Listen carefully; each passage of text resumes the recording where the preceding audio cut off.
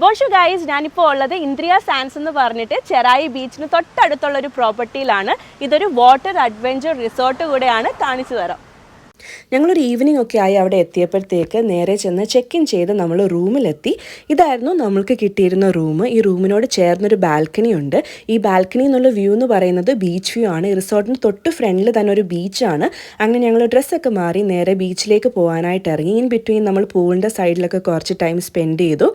പിന്നീട് ബീച്ചിലെത്തിയപ്പോഴത്തേക്ക് കുറച്ച് ഇരുട്ടിയിട്ടുണ്ടായിരുന്നു. അപ്പം ജസ്റ്റ് കാലൊക്കെ നനച്ചിട്ട് നമ്മൾ റൂമിൽ വന്നു. അപ്പോഴത്തേക്ക് ഫുഡൊക്കെ റെഡി ആയിട്ടുണ്ടായിരുന്നു. ഓൾറെഡി നമ്മൾ ഓർഡർ കൊടുത്തിട്ടായിരുന്നു പോയിരുന്നത്.